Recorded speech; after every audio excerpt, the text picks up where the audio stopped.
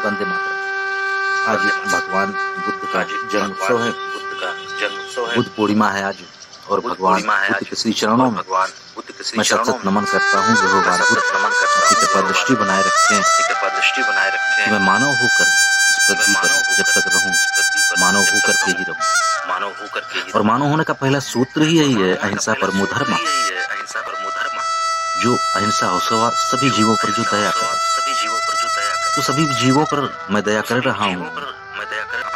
ये बात कैसे प्रूफ होगी, ये कैसे साबित होगी, मैं कैसे समझूं कि मैं सभी जीवों पर दया कर रहा हूँ। ये भाव कैसे उत्पन्न हो जाए अंदर कि अहिंसा परमो धर्म, सभी जीवों पर मैं दया कर सकूं। भगवान बुद्ध इस कलयुग में उनसे बड़ा वैज्ञानिक कोई हुआ नहीं है। इस कलयुग में वो ज्ञान की मूर्ति महावैज्ञानिक की श्रेणी में रखे। मनोविज्ञान हो या नए आविष्कार हो या ब्रह्म तक पहुंच हो, हर चीज में उनकी पकड़ मजबूत। तो ऐसे भगवान बुद्ध हम पर कृपा बनाए रखें। मैं उनको एक बार फिर से प्रणाम करता हूँ। सम्राट अशोक जब कलिंग का युद्ध जीत करके आया तो बहुत उदास था। वो युद्ध जीत कर आया है, मंगलगान हो रहे हैं, घंटे घड़ियाल बज रहे हैं, आरती की थालियां सज रही हैं और वो उदास है। विश्व के इतिहास में ऐसा पहली बार हुआ है कि कोई राजा युद्ध जीत कर आया हो और उदास हो। अशोक के पहले कितने राजाओं ने युद्ध किए होंगे, उसके बाद कितने राजाओं ने युद्ध किए होंगे, लेकिन कोई उदास होकर के नहीं लौटा है। लेकिन अशोक उदास है, उसका हृदय द्रवित है। आज उसके मित्र पूछ रहे हैं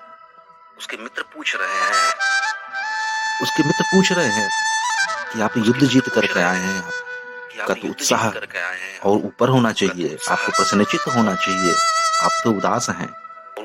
अशोक नाम उसके माता पिता ने रखा ही इसलिए था कि वो सदा प्रसन्नचित्त रहता था, उदास नहीं होता, चीयरफुल व्यक्ति था वो, इसलिए उसका नाम रखा गया अशोक। तो जो मित्रों का सवाल था कि युद्ध से जीतने के बाद आपको प्रसन्नचित्त होना चाहिए, तो अल्पबुद्धि का लक्षण हो सकता है। लेकिन कोई युद्ध जीत करके और उदास हो जाए, ये अल्पबुद्धि का लक्षण नहीं है। कोई जीत करके आए और प्रसन्नचित्त हो तो वो शायद अल्पबुद्धि का लक्षण हो सकता है। तो अशोक अल्पबुद्धि नहीं है। अब अशोक बोल रहा है कि अब युद्ध करना मेरे लिए असंभव है, अब मैं युद्ध नहीं कर सकता। मेरे मन ने कहा था कि जब तू युद्ध जीत जाएगा तो आनंद को प्राप्त होगा। मेरे हाथ खून में रंग गए, लाखों लाशें उस युद्ध के मैदान पर बिछ गईं, लाखों लोगों के घर के दिए बुझ गए और मुझे आनंद तो नहीं आया। लेकिन मेरा मन कह रहा है कि भी तू और युद्ध कर, तुझे आनंद मिलेगा।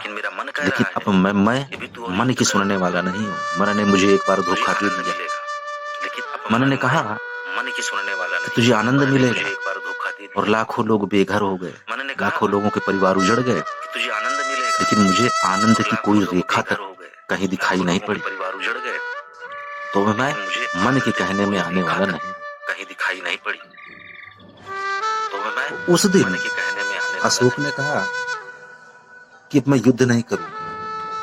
युद्ध का कोई भाव मेरे मन में रहा नहीं और उस दिन से वो भिक्षुक की तरह रहना शुरू कर दिया, क्योंकि सम्राट का भाव जो होता है युद्ध से ही होता है। अब युद्ध नहीं, सम्राट होने का भाव भी नहीं। अब वो सम्राट नहीं रहा, वो भिक्षुक हो गया। Doctor H.G. वेल्स इतिहासकार लिखते हैं कि इतिहास के क्षितिज पर सम्राट अशोक चमकता हुआ सितारा है। उसके जैसा सम्राट कोई हुआ नहीं। तो उसका राज क्या है सितारा होने का? उसका राज सिर्फ एक ही है कि उसने एक युद्ध से मन के भावों को जान लिया, मन को उसने ताड़ लिया, मन को पहचान लिया, मन की क्रियाकलाप देख लिया और उस एक भाव ने विवश कर दिया डॉक्टर एच.जी. वेल्स को लिखने के लिए और उस एक कि आसमान का वो एक चमकता हुआ सितारा है सम्राट। एच.जी. वेल्स को लिखने के लिए कि आसमान का वो तो ये भाव, ये चित्कार सुनाई तो पड़े। कोई शाकाहारी है, कोई मांसाहारी है। सुनाई अब तय कैसे हो कि मैं शाकाहारी हो जाऊं कि मांसाहारी हो जाऊं, ये तय कैसे कर सकते हैं? तय कैसे हो कि भोजन मेरे लिए जरूरी है या नहीं, तय कैसे कर सकते तो मैं मांसाहार करूं या ना करूं।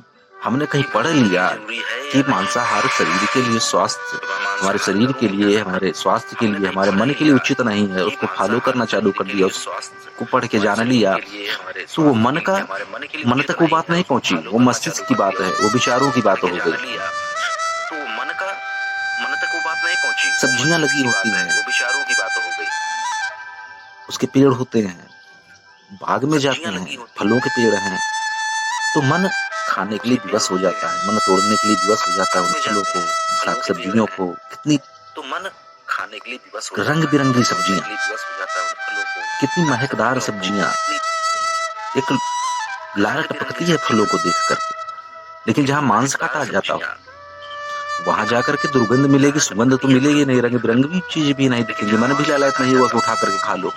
वहां जाकर के दुर्गंध मिलेगी, सुगंध तो मिलेगी नहीं, रंग बिरंगी चीज भी नहीं दिखेंगी, तो मन भी लालच नहीं होगा कि उठा करके मन जो है हमारा, हमारी जो इंद्रियां हैं, वो भाग रही हैं शाकाहार की तरफ। तो मन जो है, लेकिन एक इंद्रिय ऐसी जीव है जो मांसाहार की तरफ भाग रही है, तो एक इंद्रिय मांसाहार की तरफ, बाकी पूरा शरीर, पूरी इंद्रियां वो शाकाहार की तरफ भाग रही है।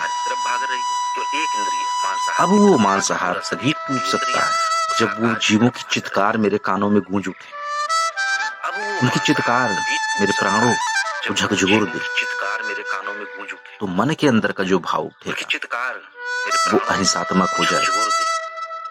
फिर वो खाने पर ही नहीं कि हम इस जीव को नहीं खाएंगे, वो इस पर ही नहीं रह जाएगा, वो सभी जीवों के लिए दया का भाव, अहिंसा का भाव सभी के लिए आ जाएगा। कोई मुझको गाली देगा तो भी वही भाव ही उमड़ेगा कि मेरे द्वारा कोई शब्द या मेरे शरीर द्वारा ऐसा अपमानित ना हो जाएगी, इसकी चित्कार मेरे कानों में आ जाए, इसके प्राणों में कोई दर्द न उठने पाए, तो ये भाव सभी जीवों के लिए हो जाएगा। तो सब पर दया, सारे जीवों पर दया करो, ये भाव था महात्मा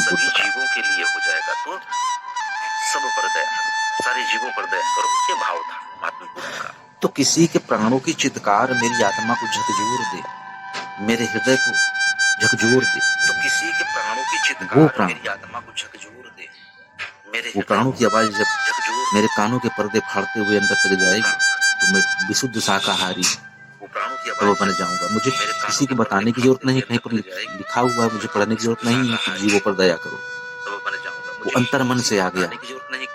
अब मेरी प्यास बन गई, दूसरों पर दया करो। अब कोई मुझे गाली भी देगा तो मैं यही समझूंगा कि मेरे द्वारा कोई कृत्य ऐसा ना हो जाए इसके प्राणों को झकझोर दे, इसकी आत्मा को कष्ट दे दे। अब सब जीवों पर दया करो, सभी के लिए बात बराबर। बगदाद का एक खलीफा था, बड़ा क्रोधित था वो, बात बात पर उत्तेजित हो जाता था, लोगों को मार देता था, पीट देता था। नौकर उसके लिए भोजन लेकर के आया और गलती से भोजन की थाली खलीफा के ऊपर गिर गई। सारे नौकर सहम गए, ये तो बड़ा क्रोधित आदमी है, हो सकता है इसकी जान भी ले ले। नौकर भी सहम गया, लेकिन उसने दिमाग से काम लिया। उसने एक कुरान की आयत पढ़ी, उसने कहा कि धन्य है वो जिन्हें क्रोध नहीं आता। खलीफा ने सुना, उसने कहा ठीक है कोई बात नहीं। अब वो थाली उठाने लगा नौकर, तो उसने खलीफा की आंखों में देखा वहां क्रोध था।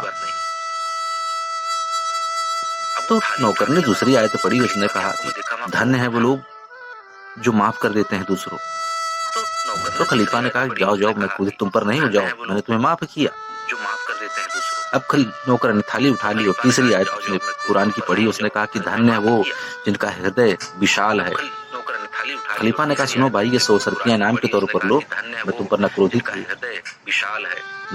न तुम पर मेरी नाराजगी है, ये 100 रुपया इनाम के लिए रखो और भविष्य में ऐसी गुस्ताखियां ना करना, इस तरीके की गलतियां ना करना, बस इतना ध्यान रखना।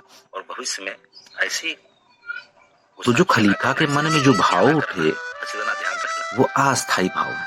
कुछ लाइनें पड़ गई उसके दिमाग में, अस्थायी भाव, वो प्राणों की आवाज नहीं है कि क्रोध नहीं करेंगे, वो फिर करेगा क्रोध।